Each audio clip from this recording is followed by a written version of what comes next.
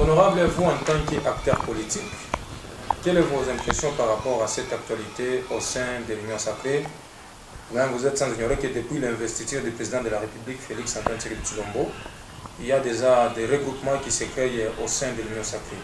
Vous, en tant que membre d'un parti politique faisant partie de l'Union sacrée, quelles sont vos impressions par rapport à cette nouvelle?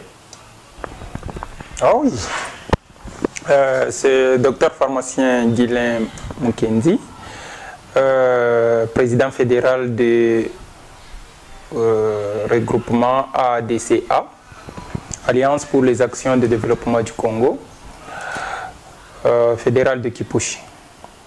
Ah, une bonne question, vraiment, une bonne question.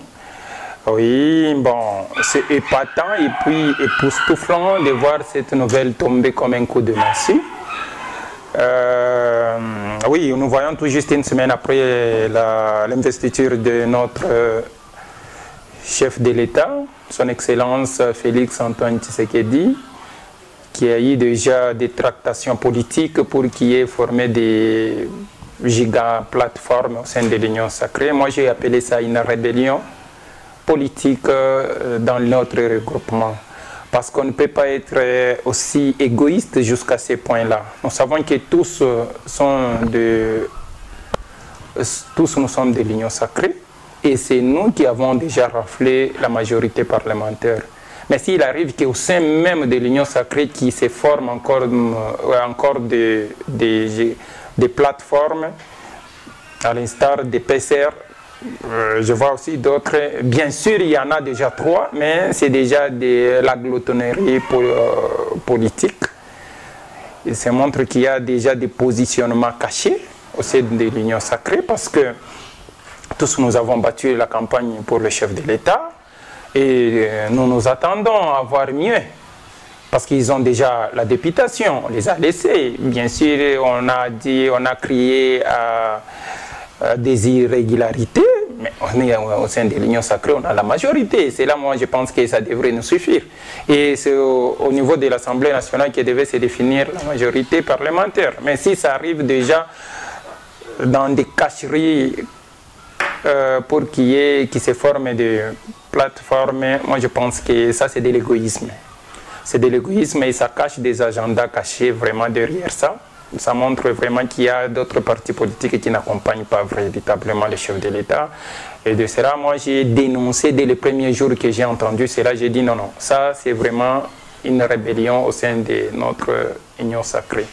Voilà un peu ma position par rapport à ça. Déjà, dès le début du second mandat du président de la République, Félix Antoine Tshisekedi, il y a déjà ce genre de tendance au sein de l'union sacrée. Vous ne voyez pas que cela va fragiliser le pouvoir du chef de l'État? Bon, fragiliser, je n'en dirais pas aussi vrai, mais je dirais tout simplement que c'est une sorte de positionnement et de l'égoïsme. Pourquoi? Parce que d'abord, ce qu'il faut noter, ce qui montre directement que c'est de la rébellion, c'est quoi? Et ce sont des agendas cachés, c'est quoi? Parce que je pense qu'il y aura des... la Cour constitutionnelle n'a pas encore confirmé les résultats. Parce qu'il y aura quand même des surprises. Hein? Il ne faut pas dire que les députés qui sont élus, parce que bien sûr que la nouvelle législature va commencer ce 29 avec la première plénière de l'Assemblée nationale, mais moi je ne pense pas qu'il faut prendre les choses dans ces contextes, parce que la Cour constitutionnelle a 3 mois jusqu'au mois de mars pour valider. Il y a d'autres, c'est là donc pendant ces temps, moi je pense que l'union sacrée devait d'abord être unie, devait encore se fortifier, c'est-à-dire être unie et renforcer son pouvoir.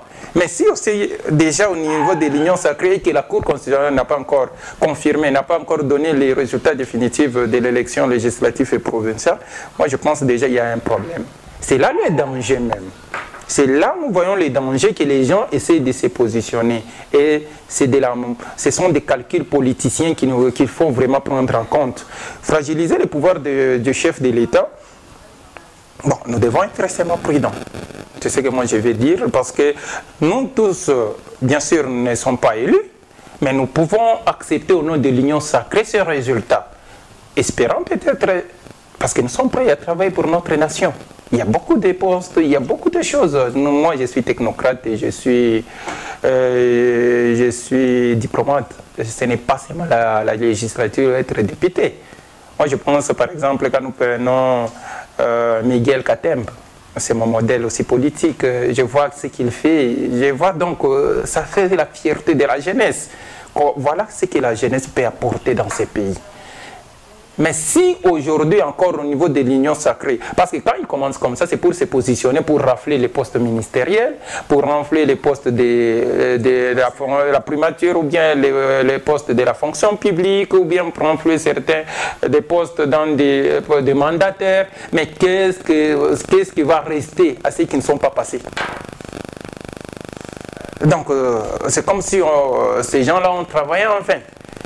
Moi, je ne pense pas que c'est de la bonne politique. Nous devons être unis et nous devons voir les choses pour l'intérêt de la population. Si la population, si cela est fait dans le cadre de l'intérêt de la population, c'est là, Dieu merci.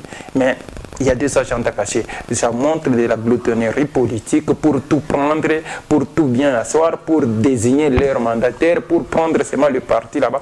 Et c'est déjà ce qui est révélé est déjà condamné. Donc, comme cela s'est révélé bien si tôt, donc nous prendrons des mesures au niveau de l'union sacrée aussi, au niveau des types ou bien au niveau de la hiérarchie. Je pense déjà que toutes les mesures sont déjà prises pour que ces telles choses ne se répètent pas au niveau de notre regroupement politique ou bien au niveau de notre plateforme qui est l'union sacrée. Et nous devons travailler pour aider le chef de l'État. Et moi, je pense, étant docteur pharmacien, une notification, c'est que au sein de l'union sacrée, moi je vois tous les députés qui sont sortis par exemple, au niveau national comme au niveau provincial, il peut y avoir des magistrats, il peut y avoir des avocats, il peut y avoir des commerçants, mais je peux vous assurer qu'il n'y a pas un seul docteur pharmacien. Il n'y a pas un seul docteur pharmacien. Et si ces gens-là veulent encore tout rafler, donc, or, nous savons bien, le ministre de la Santé l'a dit ces jours-là, au moins 70% des médicaments qui entrent dans la République démocratique du Congo sont des faux médicaments. Mais il faut des experts en médicaments pour qu'ils puissent gérer ces domaines. Maintenant, si vous prenez tous au niveau des décisionnels, ce sont les mêmes personnes qui gèrent et qui font ça à la place des experts. Donc, vous voyez les conséquences. Au niveau de la législature nationale, il n'y a aucun pharmacien, il n'y a aucun docteur pharmacien. Donc tous ces gens-là travaillent pour les autres et c'est eux qui décident. Voilà. Donc moi je pense que c'est de la gloutonnerie politique et ce sont des agendas gâchés qui ne doivent pas être pris en compte. On doit veiller vraiment sur ça pour que ceux qui ne sont pas passés puissent aussi être représentés au niveau du gouvernement et puissent aussi avoir certaines gestions pour aider le pays à aller de l'avant. Voilà, merci beaucoup, Dr Guilhem Kenezambi. C'est moi qui vous remercie vraiment.